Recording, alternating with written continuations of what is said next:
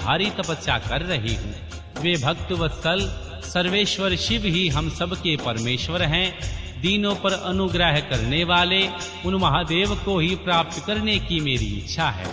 श्री ब्रह्मा जी कहते हैं, हे नारद, ऐसा कहकर गिरजानंदिनी गिरजा चुप हो गई और निर्विकार चित्त से भगवान शिव का ध्यान करने लगी। देवी की यह बात सुनकर वह ब्रह्मचारी ब्राह्मण ज्यों ही कुछ फिर कहने के लिए उद्यत हुआ, त्यों ही शिव में आसक्त चित्त होने के कारण उनकी निंदा सुनने से विमुख हुई पार्वती अपनी सखी विजया से शीघ्र बोली। देवी पार्वती ने कहा, सखी, इस अधम ब्राह्मण को यत्न पूर्वक रोको। यह फिर कुछ कहना चाहता है। यह केवल शिव की निंदा ही करेगा। जो शिव की निंदा करता है केवल उसी को पाप नहीं लगता, जो उस निंदा को सुनता है वह भी यहाँ पाप का भागी होता है। भगवान शिव के उपासक को चाहिए वे शिव की निंदा करने वाले का सर्वथा वध कर दें। यदि वह ब्राह्मण हो तो उसे अवश्य ही त्याग दें और स्वयं उस निंदा के स्थान से शीघ्र दूर चले जाएं। यह दुष्ट ब्राह्मण फिर शिव की निंदा करेगा। ब्राह्मण होने के कारण यह वाद्य तो नहीं है, अतः त्याग देने योग्य है। किसी भी तरह इसका मुंह नहीं देखना चाहिए।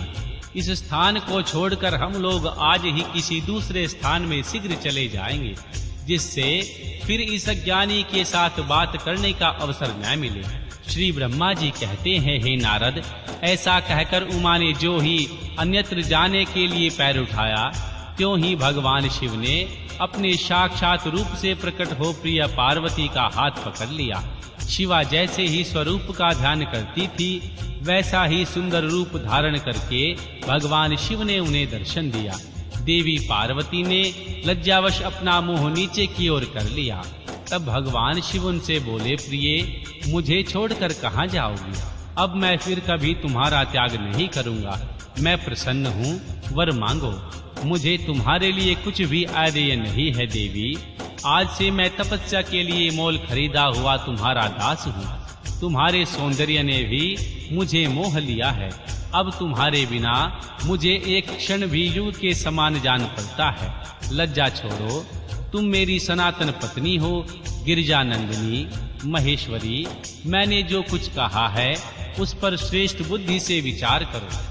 सुस्थिर चित्त वाली देवी पार्वती, मैंने नाना प्रकार से तुम्हारी बारंबार परीक्षा ली। लोक लीला का अनुसरण करने वाले मुझ स्वजन के अपराध को क्षमा कर दो। शिवे, तीन लोकों में तुम्हारी जैसी अनुरागिनी मुझे दूसरी कोई दिखाई नहीं देती। मैं सर्वतः तुम्हारे अधीन हूँ। तुम्हारी इच्छा पूर्ण हो। प्रिय, मेरे पास आओ। तुम मेरी पत्नी हो और मैं तुम्हारा वर हूँ। तुम्हारे साथ मैं शीघ्र ही अपने निवास स्थान उत्तम कैलाश को चलूंगा। श्री ब्रह्मा जी कहते हैं, देवादिदेव महादेव जी के ऐसा कहने पर पार्वती देवी आनंद मग्न हो उठी। उनका तपस्या जनित पहले का सारा कष्ट मिट गया। मुनि श्रेष्ठ, सती साध्वी देवी पार्वती की सारी थकावट दूर हो गई, क्योंकि परिश्रम फल प्राप्त हो जाने पर प्राणी का पहले वाला सारा श्रम नष्ट हो जाता है।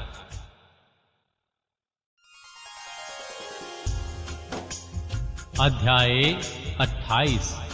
भगवान शिव और मां पार्वती की बातचीत। भगवान शिव का मां पार्वती के अनुरोध को स्वीकार करना।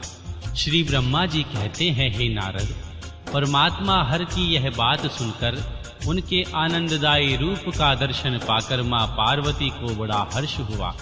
उनका मुख प्रसन्नता से खिल उठा। वे बहुत सुख का अनुभव करने लगी। फिर उन महासाध्वी शिवा ने अपने पास ही खड़े हुए भगवान शिव से कहा। देवी पार्वती बोली, देवेश्वर, आप मेरे स्वामी हैं। प्रभो, पूर्व काल में आपने जिसके लिए हर्ष पूर्वक दक्ष के यज्ञ का विनाश किया था, उसे क्यों भुला दिया था? वे ही आप हैं और वही मैं हूँ। देवेश्वर, इस समय मैं तारकासुर से दुख पाने वाले देवताओं की कार्य सिद्धि के लिए रानी मेना के गर्भ से उत्पन्न हुई हूँ। देवेश, यदि आप प्रसन्न हैं और यदि मुझ पर कृपा करते हैं तो मेरे पति हो जाइए। ईशान प्रभो, मेरी यह बात मान लीजिए। आपकी आज्ञा लेकर मैं पिता के घर जाती हूँ। अब आप अपने विवाह रूप परम उत्तम विशुद्ध यश को सर्वत्र विख्यात कीजिए। नाथ प्रभु, आप तो लीला करने में कुशल हैं, अतः मेरे पिता हिमवान के पास चलिए और याचक बनकर उनसे मेरी याचना कीजिए। लोक में मेरे पिता के यश को फैलाते हुए आपको ऐसा ही करना चाहिए। इस तरह आप मेरे संपूर्ण गृहस्थ आश्रम को सफल बनाइए। जब आप प्रसन्नता पूर्वक ऋषियों से मेरे पिता को सब बातों की जानकारी कराएंगे, तब मेरे पिता अपने भाई बंधुओं के साथ आपकी आज्ञा का पालन करेंगे। इसमें संदेह नहीं है। जब मैं पहले प्रजापति दक्ष की कन्या थी और मेरे पिता ने आपके हाथ में मेरा हाथ दिया था, उस समय आपने शास्त्रोक्त विधि से विवाह का कार्य पूरा नहीं किया।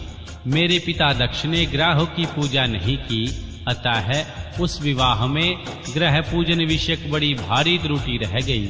इसलिए प्रभु महादेव, अब की बार देवताओं के कार्य की सिद्धि के लिए आप शास्त्रों की विधि से विवाह का कार्य संपन्न करें। विवाह की जैसी रीति है उसका पालन आपको अवश्य करना चाहिए। मेरे पिता हिमवान को यह अच्छी तरह ज्ञात हो जाना चाहिए, मेरी पुत्री ने शुभ कारक तपस्या की है। देवी पार्वती की ऐसी बात सुनकर भगवान सदाशिव बड़े प्रसन्न हुए और उनसे हंसते हुए प्रेम पूर्वक बोले। भगवान शिव ने कहा, देवी महेश्वरी, मेरी यह उत्तम बात सुनो। यह उचित मंगल कारक और निर्दोष है, इसे सुनकर वैसा ही करो। ब्रह्मा आदि जितने भी प्राणी हैं वे सब अनित्य हैं। भामिनी, यह जो कुछ दिखाई देता है इसे नश्वर समझो। मैं निर्गुण परमात्मा ही गुणों से युक्त हो एक से अनेक हो गया हूँ। जो अपने प्रकाश से प्रकाशित होता है वही परमात्मा, मैं दूसरे के प्रकाश से प्रकाशित होने वाला। देवी, मैं सर्वत्र हूँ, परंतु तुमने मुझे परतंत्र बना दिया। समस्त कर्मों को करने वाली प्रकृति एवं महामाया तुम ही हो।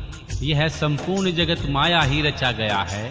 मुझ सर्व आत्मा परमात्मा अपनी उत्तम बुद्धि के द्वारा इसे धारण मात्र कर रखा है। सर्वत्र परमात्म भाव रखने वाले सर्व आत्मा पुण्यवानों ने इसके अपने भीतर सींचा है तथा यह तीनों गुणों से आवेष्टित है। देवी वर्णिनी, कौन मुख्य ग्रह है, कौन से ऋतु समूह हैं अथवा कौन सा एक दूसरे के उपग्रह हैं? इस समय तुमने भगवान शिव के लिए क्या कहा, किस कर्तव्य का विधान किया है? गुण और कार्य के भेद से हम दोनों ने इस जगत में भक्त वत्सलता के कारण भक्तों को सुख देने हेतु अवतार ग्रहण किया है। तुम ही रज सत्व तमोमयी त्रिगुणात्मिका सूक्ष्म प्रकृति हो, सदा व्यापार कुशल सरगुणा और निर्गुणा भी हो। सुमध्य में मैं यहाँ संपूर्ण भूतों का आत्मनिर्कार एवं निरीह हूँ। भक्त की इच्छा से मैंने शरीर धारण किया। शैलजे, मैं तुम्हारे पिता हिमालय के पास नहीं जा सकता तथा भिक्षुक होकर किसी तरह तुम्हारी उससे याचना भी नहीं कर सकता। गिरिजानंदिनी, महान गुणों से अत्यंत वैभवशाली महात्मा पुरुष भी अपने मुंह से देही दो यह निकालने पर तत्काल लघुता को प्राप्त हो जाता है। कल्याणी, ऐसा जानकर हमारे लिए क्या कहना चाहती हो भद्रे? तुम्हारी आज्ञा से मुझे सब कुछ करना है, अतः जैसी तुम्हारी इच्छा हो वैसा करो। महादेव जी की ऐसा कहने पर भी सती साध्वी कमल लोचना महादेवी शिवा ने उन भगवान शंकर को बारंबार भक्ति भाव से प्रणाम करके कहा। देवी पार्वती बोली, नाथ आप आत्मा है और मैं प्रकृति, इस विषय में विचार करने की कोई बात नहीं। हम दोनों स्वतंत्र और निर्गुण होते हुए भी भक्तों के अधीन होने के कारण सगुण हो जाते हैं। शंभो प्रभु, आपको प्रयत्न पूर्वक मेरी प्रार्थना के अनुसार कार्य करना चाहिए। शंकर, आप मेरे लिए याचना करें और हिमवान को दाता बनने का सौभाग्य प्रदान करें। महेश्वर, मैं सदा आपकी भक्ता हूँ, अतः मुझ पर कृपा कीजिए। नाथ, सदा जन्म जन्म में मैं ही आपकी पत्नी होती रही हूँ। आप पार ब्रह्म परमात्मा हैं, निर्गुण हैं, प्रकृति से परे हैं, निर्विकार निरीह एवं स्वतंत्र परमेश्वर हैं। तथापि भक्तों के उद्धार में संलग्न होकर